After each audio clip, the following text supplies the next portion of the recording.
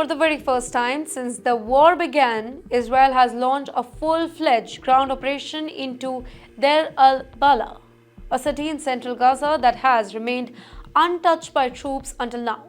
Now, this particular shift marks a very dangerous new phase in the conflict, and here's why it really matters. Why Deir al-Balah really matters. Deir al-Balah has long been considered a relatively safe zone in Gaza, not because it was peaceful, but because Israel believed that hostages were being held over there by Hamas.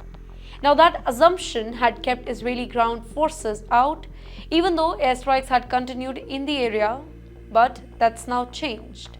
On Sunday, the Israel Defense Forces issued urgent evacuation order for people in the southwest part of that particular city. They were told to move to Mawasi coastal zone, a small strip where hundreds of thousands of Palestinians are already cramped, trying to survive amid air raids and food shortages. Now, even more people are being pushed into the overcrowded region. You know what's the IDF's goal here? According to IDF, this expansion into Deir al-Balah is meant to destroy Hamas's ground tunnel network and weapon facilities, which, by the way, are believed to be heavily embedded in the city. The army says that this is a very important step to weaken Hamas's ability to fight back. In fact, just hours before the ground assault began, Israeli jet bombed 90 plus targets across Gaza, and the army demolished over 2.7 kilometers of tunnel, some 20 meters deep in northern Gaza. But the risk is very huge, and that too for the both sides. Now, here's the hostage dilemma. This operation is very controversial because it could endanger Israeli hostages still believed to be in Hamas captivity. The Hostage and Missing Families Forum in Israel released a heart-wrenching statement asking, "Can somebody promise us this operation won't cost the lives of our loved ones?" Do you remember back in February, during a temporary ceasefire, 3 hostages were released in Deir al-Balah?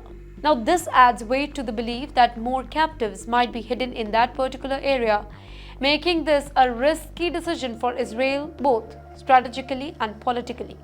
Important question: what's happening to civilians now? Sadly, as the bombs fall and tanks roll in, ordinary Palestinians are caught in the crossfire.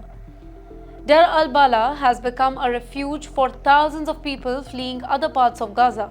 It was one of the few places where most buildings were still standing. That's likely to change now. We're very sad to say, but yes, that's the truth. In the last 24 hours alone, at least 98 Palestinians have been killed and more than 500 have been injured.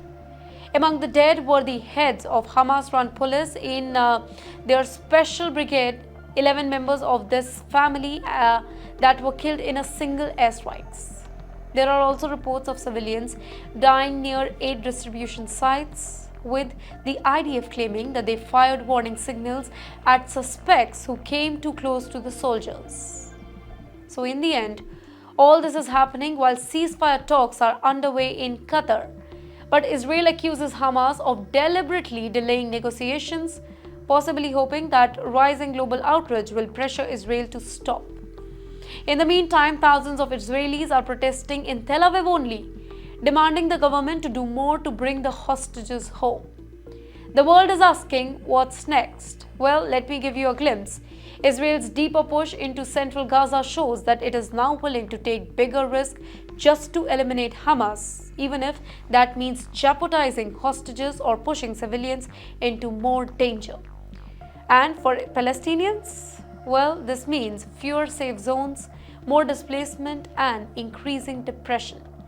And yes, for the rest of the world, it is a chilling reminder that the conflict in Gaza is not nearing to an end. It's only getting more complex, more deadly, and more unpredictable.